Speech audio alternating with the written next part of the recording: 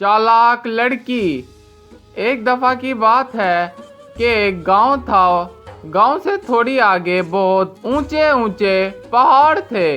वहीं पहाड़ के पास दो बूढ़ा बूढ़ी अपनी जिंदगी गुजार रहे थे। वो दोनों खेती बाड़ी करते, यानी बूढ़ा खेती बाड़ी करता और वो बूढ़ी उसकी मदद करती।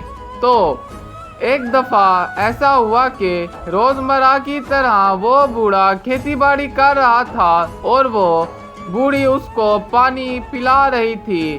तो वहीं पर वो लड़की दौड़ी दौड़ी उनके पास आ गई कि मुझे मदद चाहिए, मेरी जान के पीछे कोई पड़ा हुआ है। उन बूढ़ा बूढ़ी की कोई औलाद नहीं थी। तो उन दोनों ने तरस खाकर उसको अपने पास रख लिया और रहने की जगह दी, खाने पीने की चीज़ें फराहम की।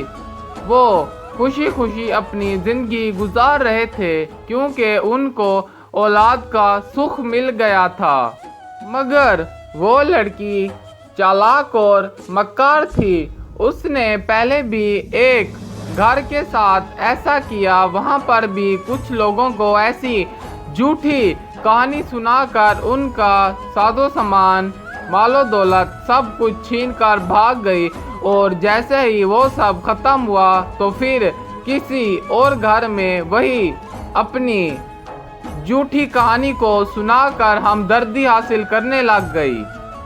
बूढ़ा बूढ़ी उसकी बात से अनजान वो अपने आप में बड़ा खुश हो रहे थे कि उनको एक बेटी मिल गई जिसकी वो अब परवरिश करेंगे और हमेशा वो उनके साथ रहेगी।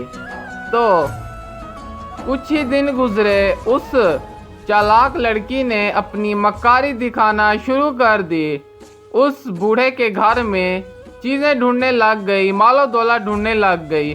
बूढ़ा बूढ़ी एक दफ़ा की बात है घर में नहीं थे, खेती बाड़ी पे गए हुए थे। तो उस लड़की ने घर में जाकर सारा घर छानना शुरू कर दिया कि कुछ मालो दौलत मिल जाए तो वो उसको लेकर वहाँ से चली जाए।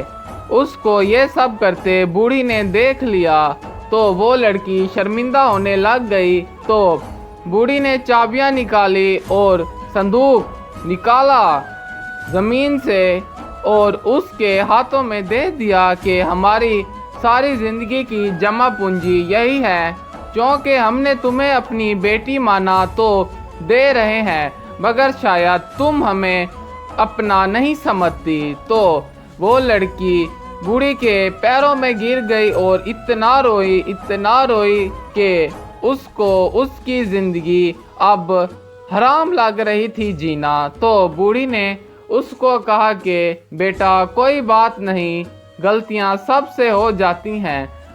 तो यूं उस मक्कार लड़की के दिल में बातें जा लगी बूढ़ी की, जिस बातों ने उसको बदलने पर मजबूर कर दिया।